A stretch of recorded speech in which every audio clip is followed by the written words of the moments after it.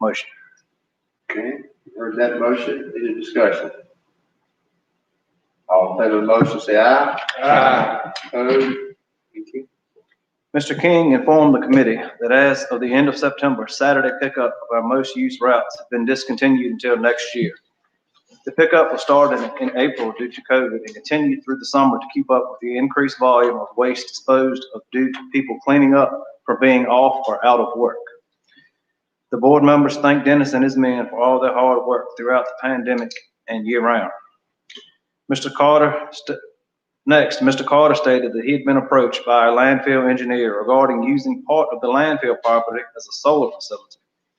Part of the site was closed in the 1980s, and there are a couple of areas that were used as borrowed dirt sites. Mr. Carter has spoken with one solar developer regarding possible reuse of this brownfield site. Based upon a preliminary discussion, there are a couple of areas that are suitable for ballasted racks, which would not penetrate the ground. Staff has received an unsolicited proposal that would pay an annual rent based upon MW capacity. Staff wants to be sure that the committee is interested in this type of project at the landfill, and if so, will advertise for additional proposals and also for possible uses with the collected methane gas that is currently flared. The committee discussed the merits of the project as well as any possible issues. Upon a motion of Mr. Brinkley, the committee unanimously recommends that the board instruct staff to obtain proposals for reuse of the closed landfill for solar and gas generation. I guess I need to pause there and make this formal motion to the board. Okay. All right. You've heard that motion. Any discussion on that motion? All in favor say aye. Aye. Opposed? Thank you. And there being no further business, the meeting was adjourned. Thank you. Thank you, sir. Okay, and we've got our tourism director, Tina Morgan here. Tina's going to bring us up to speed on what's going on with tourism. Thank you, Tina. Good morning, Mr. Chairman. Good morning, distinguished board members. Thank you for letting me have a few minutes for tourism and mental health.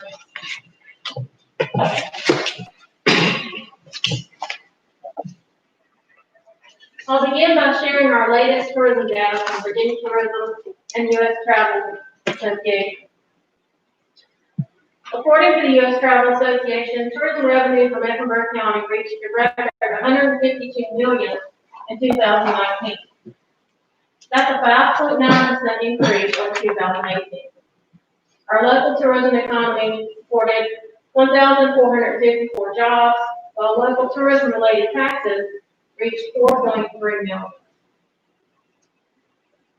Out of our 11 county Southern Virginia region, Mecklenburg is the leader in visitor spending, topping out at $58 million higher than Kansas City, who falls in second position. Now here we are in 2020. Just as we prepare to kick off our busy season, coronavirus stopped us in our tracks. The pandemic put the entire Virginia travel and tourism industry in crisis and imposed a devastating strain on Virginia's hotels, restaurants, attractions, and communities. The pandemic caused decreased revenue and a reduced workforce, while some businesses were forced to close temporarily, if not completely. As a result, our projections for our 2020 income is that it will experience a sharp decrease. While the coronavirus has had a significant impact on our tourism economy, our businesses have stepped up to the challenge. They are creative and they are determined to adapt and sustain in this new and challenging environment. And it's because of their strength and the support of our towns, our chambers, and this board that I remain hopeful for a robust return to our 2019 numbers. Part of our response to help our suffering businesses was the creation of the gift card match program. This program was born out of a desperate cry from our 3 chambers who gathered together one Friday evening and got me on the phone and said, Tina, we're joining forces because we need to do something to help our small businesses. Can you help us with some ideas? A few weeks later, we launched our first round. With total funding of $22,000, made up from what I could cobble together from my own budget and contributions from the towns, we opened up an online marketplace where customers could buy a $20 voucher to their local participating business and get a matching $20 from the program. In just under 2 hours, that $22,000 in matching funds was completed. Thanks to CARES funding, we were able to run the second round of the program. In round 2, we had $100,000 to make up our matching fund. Round 2 launched September the 8th, and just last Friday it sold out. $100,000 to over 100 local businesses. Round 3 will launch on November the 17th. And thanks again to CARES funding, we will have another $100,000 match. This is our final round of the program, and when all is said and done, we will have put almost $500,000 back into our local business. The chambers are thankful, the businesses are very thankful, the customers are very thankful, and most of all, I'm thankful to the board and the county for your support. Pandemic might have changed the way we do things, but it's not stopped our passion to continue to grow tourism here. Marketing remains my top effort, and I'm continuously working with our towns, businesses, and chambers in that effort. Earlier this year, I developed a partnership marketing program aimed at driving visitation and getting all of the towns on board with delivering a cohesive branded message across all of our channels. We started by providing each partner with plugins for their own website that included a comprehensive event calendar and a trip planning widget that matched up with the county tourism website, allowing us to portray a cohesive brand message. Then we spent a week filming custom curated content that highlighted the top places to visit in each town. This content was developed in the videos and blogs that all live on YouTube and visit Mecklenburg's website and the town's website. They each have been and will continue to be featured to attract visitors to our social media channels and website, in turn keeping us at the top of the travelers' must-visit list.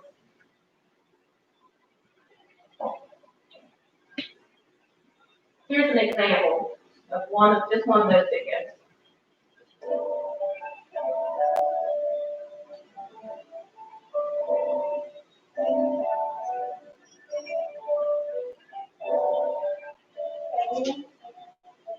You don't hear that? Big.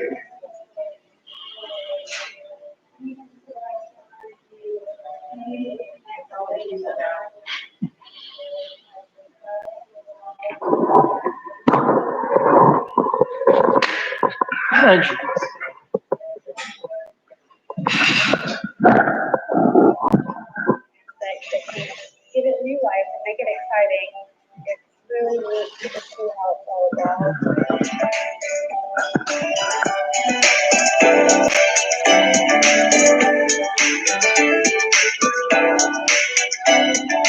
We just wanted a restaurant where people could come to feel special, from the environment that it's in to the food that's served. All of our dishes are fresh and local. We cut our beef each morning when we come in. When you sit down, you'll be ordering wine. It could be Rosemont, which is just right down the street at the lake. They've won multiple awards over the years. We not only have Rosemont, we have other local Virginia wineries. And that is something that's really important to us. It's just make sure that the product comes out looking fresh, tasting fresh every time that you come in. I love the blackberry whiskey sour. We actually make our whiskey sour mix in-house. It is our best seller every month. I love the New Orleans pasta. I'm a big pasta eater. It has shrimp and andouille sausage. It's a little bit of spice, but that's my favorite dish.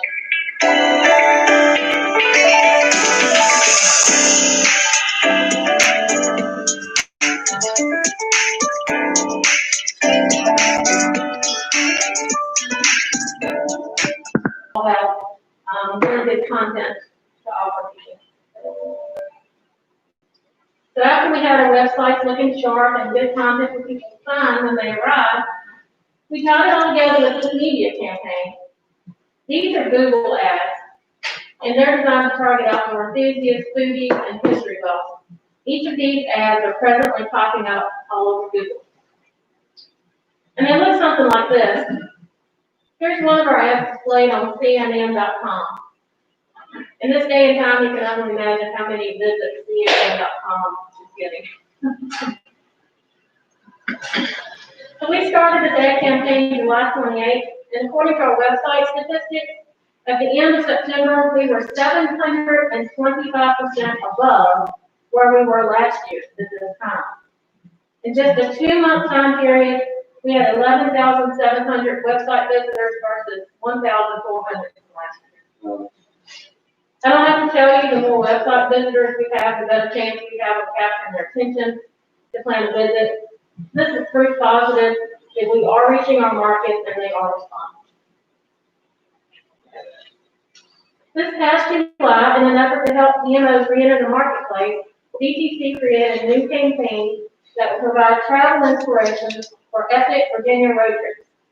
The One to Love campaign features outdoor recreation, hidden gems, small towns, and DTC's signature Love Works program. Mecklenburg County was awarded one of 50 $10,000 grants to participate in the One to Love campaign. Our plan begins with developing road trip itineraries for Virginia.org. It moves on to creating targeted media ads to obtain maximum reach and website engagement, and round out with a digital treasure hunt, incorporating our now, what will be our 5 Love Works programs throughout the county. The goal here is to give people something fun and safe to do is they must visit every Love Works sign to collect a digital token, and when they collect all 5, they'll be registered to win a weekend for 2 in that park. The Civil Rights and Education Heritage Trail just recently expanded its Southern Virginia Trail from 41 to 53 sites. Mecklenburg County now has 3 markers along this trail. We have just received some much-needed upgrades for our panels at the Boyton Academic and Bible Institute and the Zion Institute in KC. We also added a new site at St. Mark's Episcopal Church in Bracey that commemorates the Reverend James Solomon Russell and Carol Boyd School, one of the few remaining Rosenwald schools. Each site on the trail recounts the story of African Americans, Native Americans, and women in their fight for equality in education. The expansion has caught the attention of local, regional, and even national media. As of close of business yesterday, these 31 media outlets have published stories, with many of them giving us front page placement. We're proud to be a member of this organization, and I invite you to visit these 3 sites across the county and the region. As Mecklenburg County's representative for the Roanoke River Rail Trails, I can report that the new board meets regularly every quarter. The meetings are gaining significantly in attendance, which shows that interest is gaining. We continue to work to address maintenance issues, which has always been more than ever. And I hope that we can have your support in the future as we further develop maintenance plans and solutions to keeping these trails in good condition. In my last board update, I mentioned that the American Bass Anglers had chosen Mecklenburg County as their 2021 tournament destination. We are still on schedule to receive this 7-day tournament, and I'll be organizing a special committee to assure these 200 or more anglers have the best experience ever in Mecklenburg. Our destination has been kept a secret from the anglers up until now, and I heard from the marketing director just yesterday that she reported that they intend to make a big announcement next Friday at their AMP championship. In closing, as people begin to travel again, we find that what they're seeking has shifted from big, bustling, exotic locations to small towns, outdoor life, and hidden gems. And Mecklenburg County is well positioned to receive them. I will continue to work with our local businesses and attractions to promote and grow our local and regional tourism economy in the most effective way possible. I'd like to thank you once again for your support. Thank you, Tina. Very good, job well done. Anybody got any questions of Tina concerning? Very good, job well done. Anybody got any questions of Tina concerning? Very good, job well done. Anybody got any questions of Tina concerning? Unbelievable for this county. You can see how quick things will happen. Any way you could have or keep some money in reserve just in case something like this happens again down the road, because we just never know when